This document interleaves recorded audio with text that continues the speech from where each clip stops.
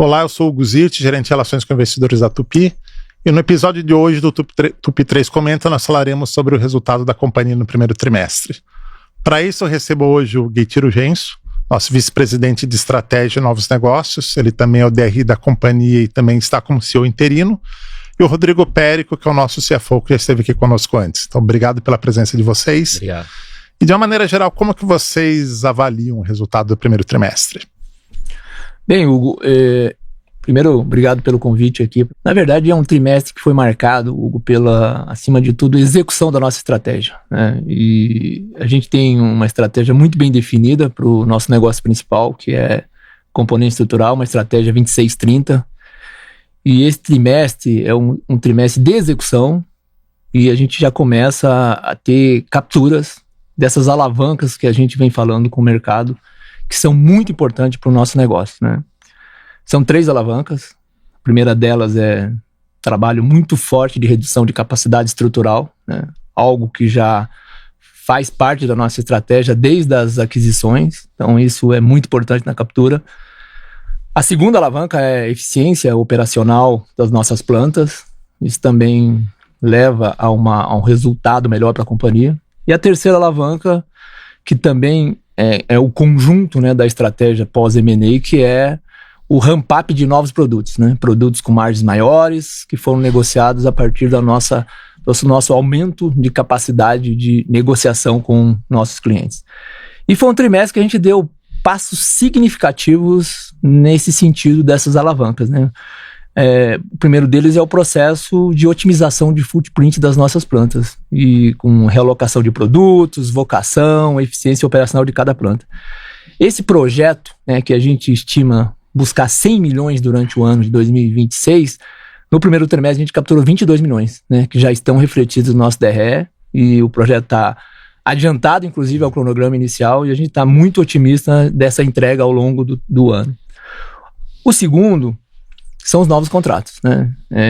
Todos nós sabemos que o nosso negócio tem um ciclo de vida, né? Desde o início da negociação ao ramp-up, né? E a gente começa agora em 26, enxergar no DRE também receita desses novos contratos, né? E nesse trimestre a gente já enxerga 100 milhões dessas receitas. E uma terceira coisa que a gente observa no trimestre, e que é muito importante também, é a visão de retomada do negócio nosso, principalmente na Europa e nos Estados Unidos, né? Os nossos principais clientes de componente estrutural são empresas de capital aberto.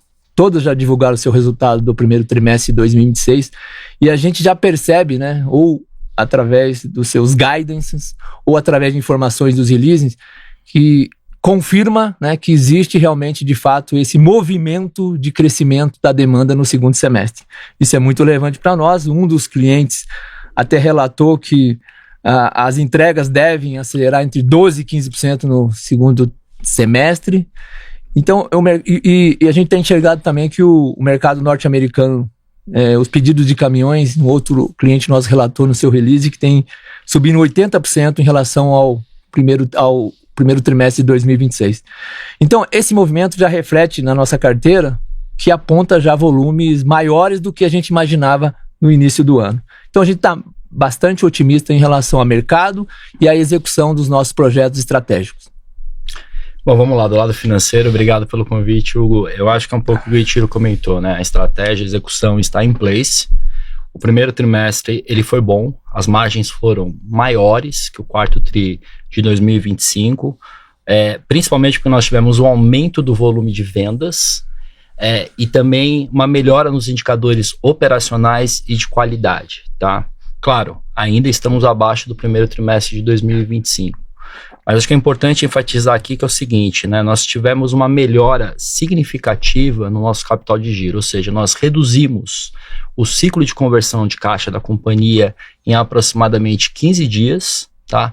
E tudo isso nos trouxe uma geração de caixa operacional por volta de 190 milhões.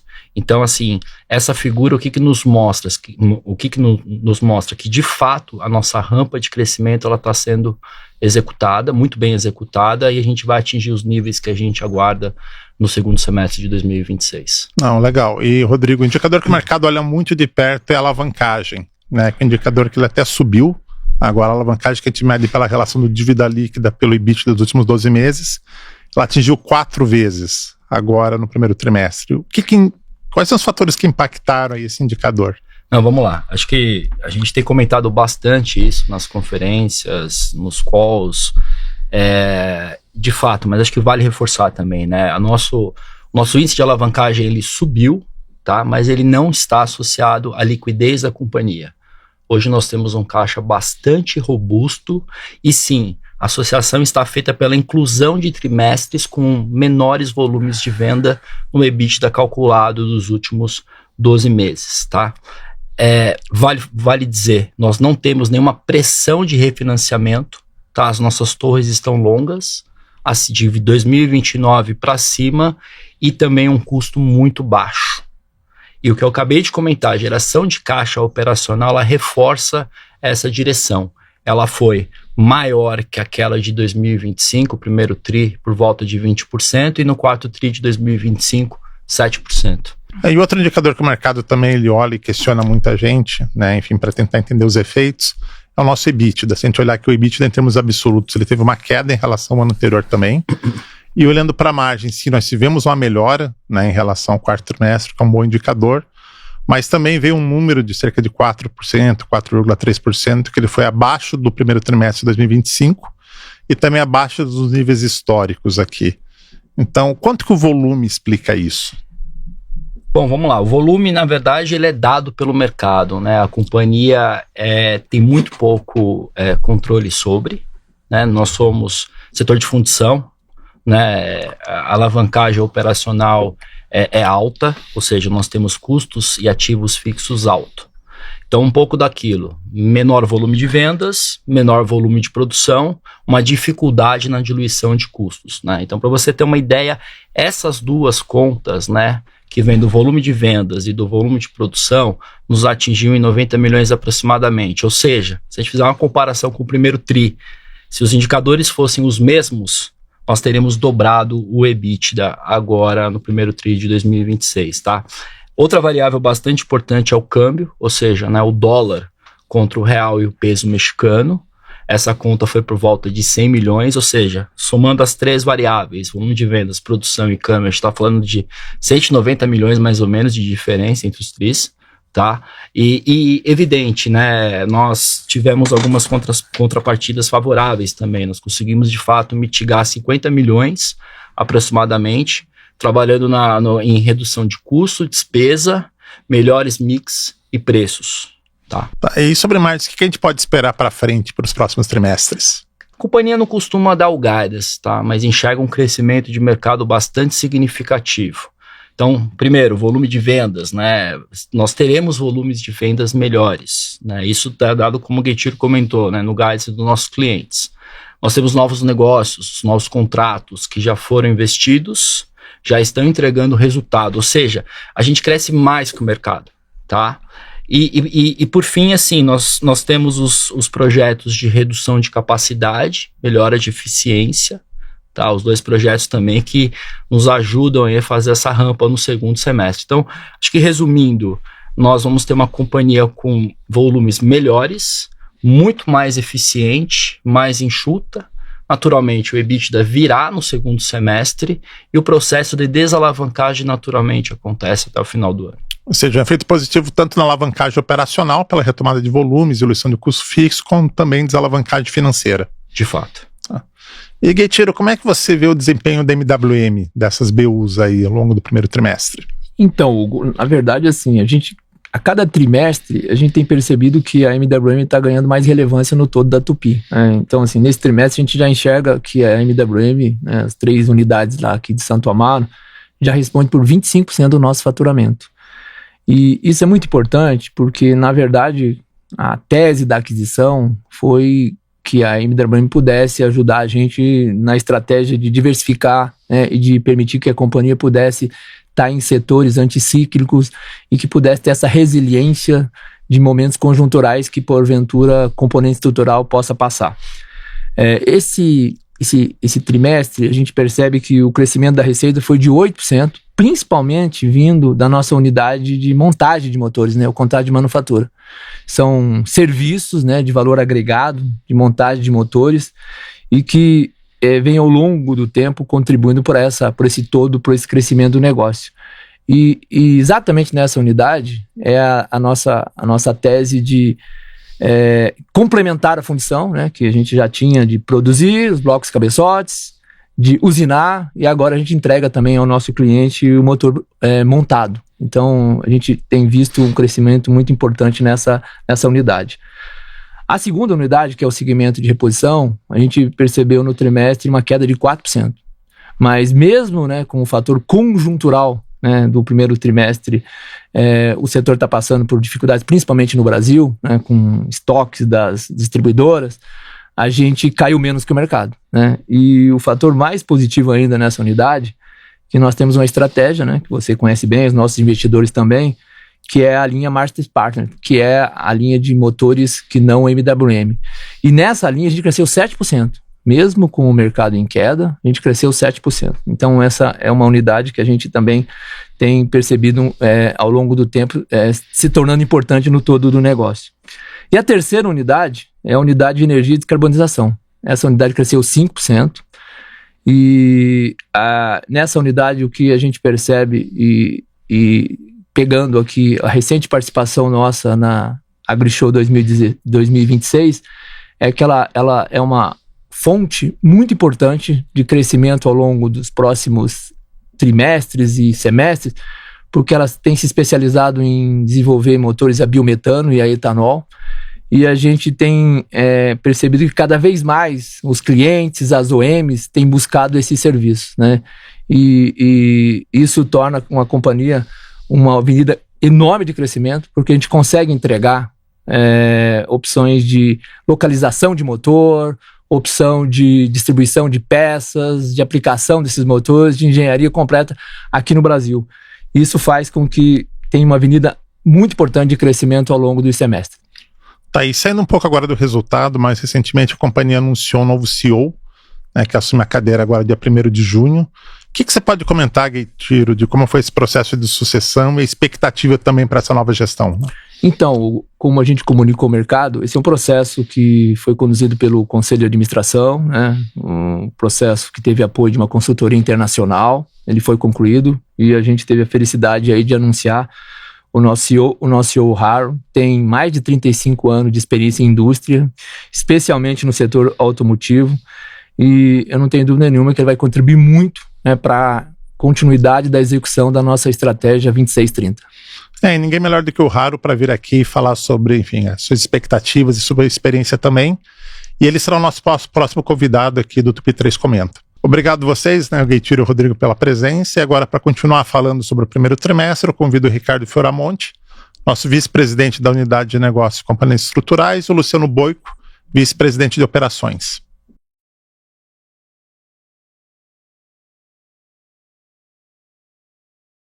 Ricardo, mais uma vez, obrigado pela presença. Luciano Boico, pela primeira vez aqui conosco aí, obrigado também pela participação. E para começar, Ricardo, acho que é um ponto bastante importante que os investidores nos questionam, que é um gatilho para ação, até porque no final do dia é EBITDA, é o desempenho do mercado americano. Você já está vendo sinais de alguma retomada? Sim, e sinais cada vez mais concretos, Hugo. As montadoras passaram a revisar suas projeções, né, para o ano de 2026, em termos de produção e vendas. Essas projeções são públicas, né, e indicam perspectivas melhores, né. E ao mesmo tempo que eles ou elas soltam essas revisões, elas se preparam para atender a uma demanda maior, um ritmo de produção maior, né, a partir do segundo semestre principalmente, e mobilizam a sua cadeia de fornecedores, né, o que inclui a Tupi. Ou seja, sinais, como eu disse, estão ficando cada vez mais visíveis. E, além disso, nós temos indicadores como as novas encomendas, né, de caminhões nos Estados Unidos, que mostram uma forte elevação no primeiro TRI, 53% de crescimento versus o TRI do ano anterior, né? Ou seja, a gente está cada vez mais, vamos dizer, otimista, né, na recuperação. E Europa também eu diria que aí já vai além de sinais, né? A gente vê resultados de vendas no primeiro TRI de caminhões na Europa crescendo bastante em relação ao ano passado. Tá, e o que está por trás disso? Assim, quais são os indicadores que justificam? Né? Até uma outra pergunta que eu recebo muito do investidor é o impacto aqui desse conflito no Oriente Médio. A princípio, pelas que as montadoras têm falado, não temos percebido nenhum impacto, pelo menos não por enquanto. Né? Uhum. Bom, acho que a expectativa positiva que a gente tem em relação à recuperação se sustenta em alguns gatilhos importantes, né? E que são eles, principalmente, eu diria, a redução das incertezas, né? Ou seja, dúvidas a respeito da política de comércio americana, ou seja, isso está pacificado, né? A questão das tarifas. Também a entrada, né, do EPA 27, ou seja, a regulamentação de emissões também está clara nesse momento, entra em janeiro de 2027, e com isso existe, obviamente, né, acho que um fator importante aí né, que favorece a confiança do comprador de caminhão. Por outro lado, os fundamentos do setor de transportes também estão melhorando, né, ou seja, há um melhor equilíbrio entre oferta e demanda de fretes, com impacto positivo no preço dos fretes e, consequentemente, rentabilidade das transportadoras. Isso, de fato, né, acho que traz as condições novamente para confiança, né, do comprador de caminhão na retomada do setor. Ou seja, bons sinais vindo de fora, então. Sem dúvida. Tá, e olhando um pouco aqui para dentro de casa, Boico, você é responsável por um projeto muito importante aqui na companhia, que é a otimização de capacidade, né? Como é que está o andamento dessa iniciativa? Vamos lá, Hugo. Primeiramente, dando um contexto, a companhia nos últimos anos realizou várias aquisições que geraram vários benefícios, mas também nos trouxeram ociosidade de capacidade. Nós iniciamos um projeto de adequação de capacidade, mais especificamente no México, em 2024. No segundo trimestre de 2025, nós incluímos o Brasil nesse processo de adequação das capacidades, mais especificamente Betim. Esse processo de adequação de capacidade, ele já tem uma expectativa de trazer um resultado de R$100 milhões de redução de custo em 2026 e a partir de 27, R$180 milhões por ano. Este é um benefício que independe da volta do volume ou do aquecimento do mercado.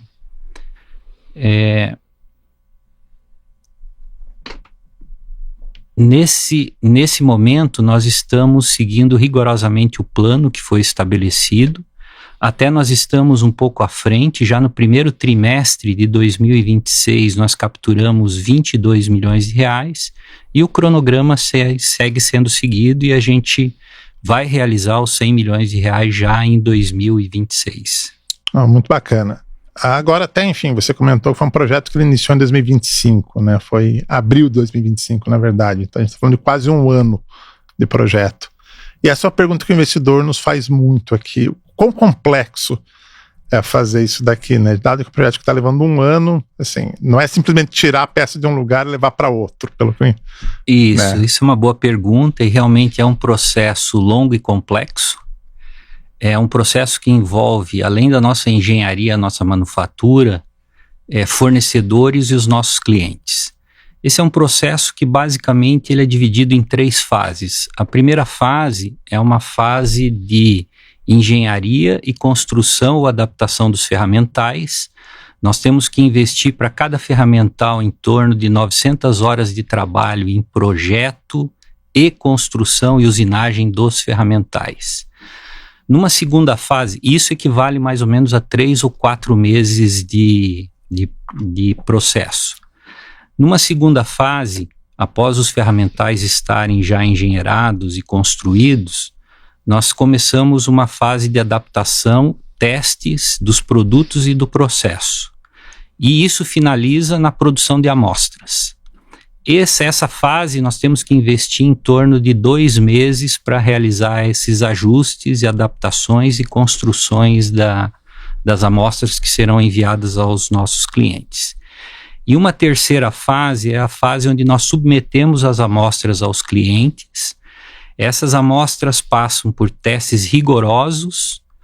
Essas amostras têm que passarem por tryout nas linhas de montagem de motores dos nossos clientes. E aqui, normalmente, nós temos um prazo entre 3 a 6 meses. Para ferramentais que já são existentes e somente precisam de uma adaptação, normalmente os nossos clientes não exigem testes de motores, eles só fazem alguns testes de laboratório e alguns testes de montagem do motor. Já para ferramentais novos, além de todos os testes que são submetidos, esses motores são colocados em bancas de testes que levam um certo tempo para serem avaliados.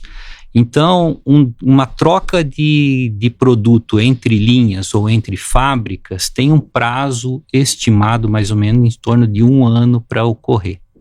É muita coisa, mas de certa forma reflete a complexidade do nosso produto. Exatamente. E também a importância dele para o cliente, né? A sustentação é o coração do motor, né? Vamos dizer assim. E boa parte, enfim, desse projeto, do que já ocorreu, foi feito na planta de Betim, né? Isso quer dizer que, enfim, a companhia vai fechar essa operação? Não, de forma alguma. Betim é e continuará sendo uma operação muito importante para a companhia. Betim terá um foco mais voltado a peças especiais. O que são peças especiais? São peças que não são blocos e cabeçotes, são peças dedicadas a sistemas de freio, ao powertrain do carro, a sistemas hidráulicos. São peças de engenharia elaborada também, com ligas diferentes, com complexidades diferentes. E Betim tem linhas adequadas para melhorar a rentabilidade e a competitividade da companhia nesse setor de peças, que é um business que hoje já fatura em torno de R$1 bilhão por ano, e nós temos a ambição de continuar crescendo nesse mercado. 1 bilhão e não inclui blocos e cabeçotes. Não inclui blocos e cabeçotes. Uhum. E, enfim, quando a gente fala desses ganhos aqui, que a companhia tem falado bastante, 100 milhões, 180, até que nós já começamos a capturar, vieram 22 milhões, né, antes do esperado. A gente está falando essencialmente de redução de custo fixo, né? Que outros ganhos estão associados a esse projeto? Nós temos outros ganhos, Hugo. Esse processo de adequação da nossa capacidade nos dá a oportunidade de redução de custo fixo, mas também esse processo de alocação de produtos e de ajuste da nossa demanda-capacidade, ele tem como objetivo a gente alocar os nossos produtos nas linhas onde nós somos mais eficientes. Então nós teremos a oportunidade de melhorar a qualidade, de melhorar a produtividade e, por consequência, redução de custos com essas movimentações. Além disso, nós temos outras iniciativas que levam em consideração oportunidades de melhorar a não qualidade, de melhorar a manutenção, de melhorar os nossos serviços, mas isso é uma oportunidade talvez para uma próxima conversa nossa aqui. Com certeza, acho que tem muito valor aqui na mesa, né? Vamos, sem dúvida, aprofundar esse assunto nos próximos programas. E por fim, Ricardo, acho que todos esses movimentos que a gente tem visto, que os clientes têm falado publicamente, que a gente tem percebido nas conversas com eles, o que isso já tem refletido aqui para a Tupy? Bom, eu acho que boa parte da convicção com que eu respondi as suas primeiras perguntas vem do fato de a gente já enxergar, né, parte dessa recuperação do mercado nas nossas carteiras de pedidos, né? Nós já recebemos pedidos que sinalizam, nesse momento, para uma venda em 2026 superior até aquela que a gente havia orçado, né?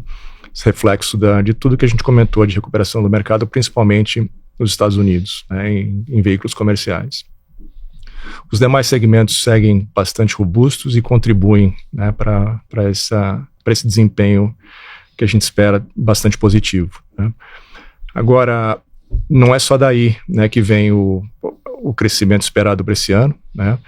A gente tem os novos negócios entrando, né, e que a gente gosta de sempre destacar, né? Entram projetos importantes para o mercado americano, né, produzidos no México, que vão elevar a nossa participação no segmento de caminhões classe 8, né, onde nós temos pequena participação atualmente, né, e que é um segmento que representa 50%, né, da venda de caminhão nos Estados Unidos, ou seja, é bastante relevante. Nós temos também o retorno, né, dos motores V8 Hemi nas picapes Ram, né, que saíram no mercado em 2024 e que por demanda do consumidor estão voltando. Isso nos beneficiará bastante também, ou seja, perspectivas boas, né, de um ano de recuperação para a gente. E como nós até comentamos no release de resultados, estamos falando de cerca de 600 milhões de receita adicional com esses novos projetos, né, das quais 100 milhões já foram reconhecidas agora no resultado. Exatamente. Então as coisas estão acontecendo. É isso. Obrigado mais uma vez pela presença de vocês, foi um prazer aqui recebê-los para esse bate-papo. E obrigado a vocês que nos assistiram também, até o próximo Tupi 3 Comenta.